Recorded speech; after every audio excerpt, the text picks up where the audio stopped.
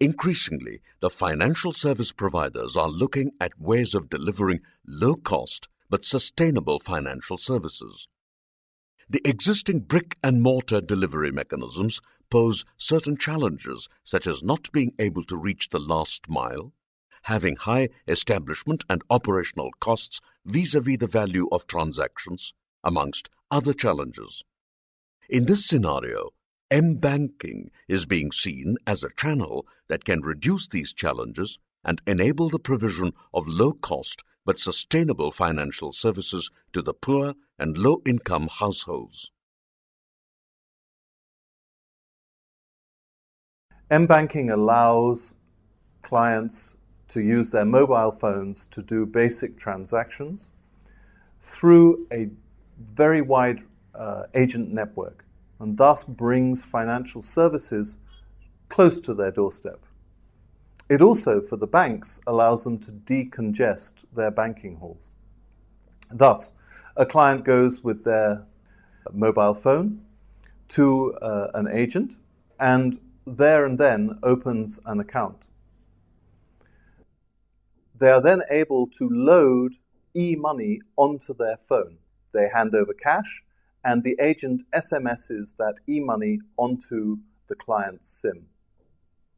The client can then use that e-money either to pay other people, also on the M-banking system, or later to withdraw at other agents. And in order to withdraw, they will SMS the e-money to the agent's phone, and then the agent will hand over cash.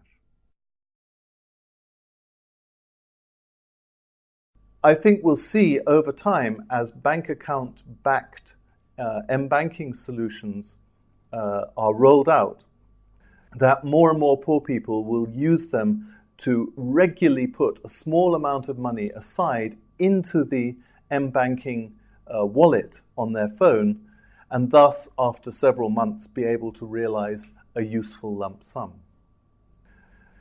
Because of the nature of M-banking, they can make those small deposits onto their phone almost every day.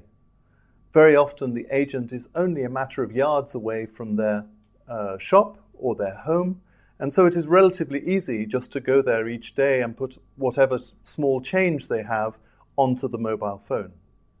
And I think we'll see that growing and more common. Indeed, my suspicion is that over time, agents will start going into the marketplace in order to collect payments, as is quite common with informal systems already. M-banking will provide the opportunity to replicate that type of system, but with a formal bank behind it.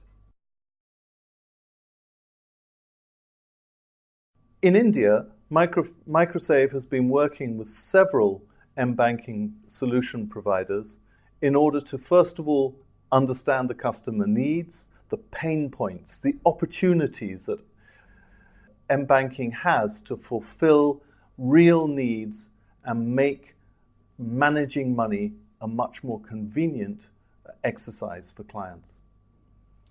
In addition, MicroSave has worked to process map and analyze how best M-banking services can be delivered. And this was immensely valuable for one of our clients because it allowed them to show the central bank how control systems would be optimized. Finally, MicroSave has been doing a great deal of work on agent networks, understanding how best to select, train, and manage agents. And agents networks are perhaps the biggest challenge for M-banking nowadays. Getting a ubiquitous, effective, trusted agent network is essential to the success of M-banking. Echo is one of the M-banking partners of MicroSave in India. Echo started in 2007 with an objective of extending banking facilities to the unbanked using mobile phone technology facilitated by a network of customer service points. Abhishek Sinha, CEO, talks about Echo's model, their experience, and the role of market research in developing Echo and its value proposition. Echo's model is that Echo has been appointed as business correspondent to State Bank of India. What essentially we made a choice early on was to leverage the retail distribution in India. So we have about 15 million retail distribution, and the idea is to leverage this. The advantage of leveraging this is the fact that the low income people whom we are targeting right now, uh, they go to such retail shops practically on a daily basis to buy their merchandise, day-to-day usage, grocery items, stuff like that. So the gentleman who's at the retail shop is already a trusted person. This whole physical interface is a comfortable interface for the customer. So we chose that as an option, as the choice, and the other choice was to go with the cell phone. And so today we have about 300 plus outlets in Delhi and 5 districts of Bihar where customers can walk in. Any of these outlets which are branded as Echo with Echo and SBI's branding, and can open a State Bank of India's no-frills savings account. It takes about 15 to 20 minutes for the store owner to explain the product, open the bank account for the customer, and get the bank account activated. And the customer can walk into any of these 300 plus outlets across any of these two geographies and do deposits and withdrawals with absolutely real-time acknowledgements over an SMS. The key to this agent network is the right agent selection, and we have ourselves gone through a lot of iterations of learning. There was a point in time where we were trying to enroll lots of agents, so it was absolutely a spray and pray kind of strategy for us. We're going for volumes of agents, but effectively we saw that that also didn't work for us, and eventually we realized that for the agent to really deliver with efficiency, it was important for us to ensure the agent's economics. And once we figured that out, once we and with MicroSave's help, we were able to create agent selection, a pre-selection criteria scoring mechanism.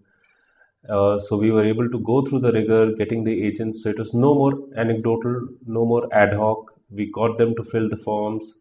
Each form was evaluated, and that helped us get a short list of the right agents.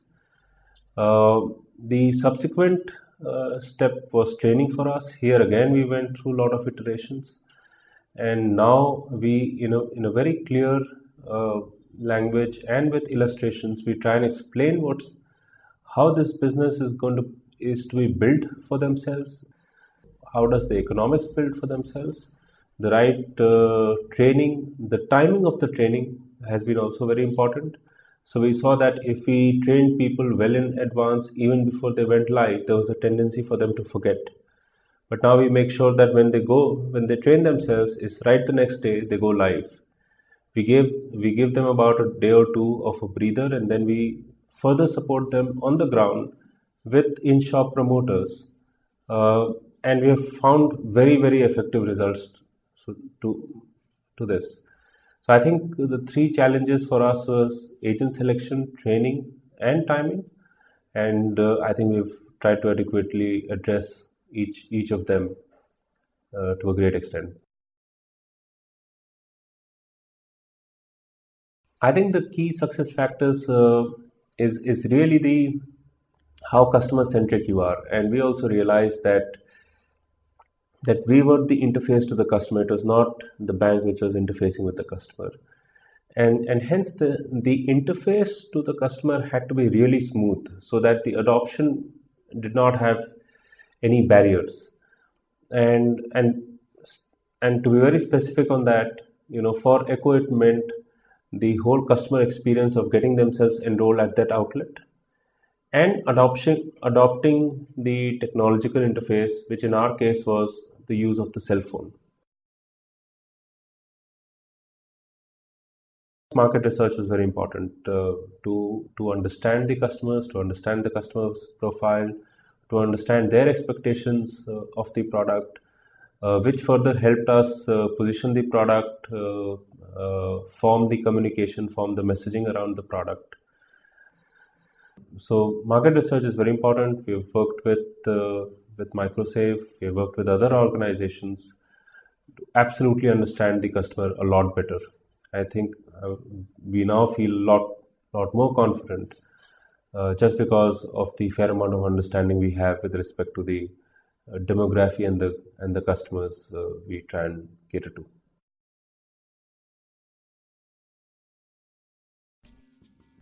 In the future, particularly here in India, I believe that M-banking will be central and necessary for effective financial inclusion.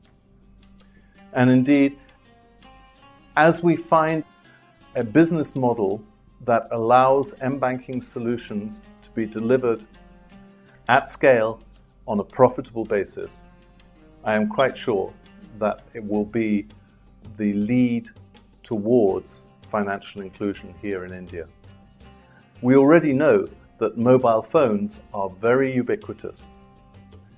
If poor people do not own a mobile phone, they will almost invariably have access to a mobile phone. This will allow them to use that instrument to access a formal bank account. And that represents a tremendous opportunity. And this is my belief that once the regulatory environment is made as robust but also as enabling as possible, we will see financial inclusion, really effective financial inclusion, within 5 to 10 years here in India.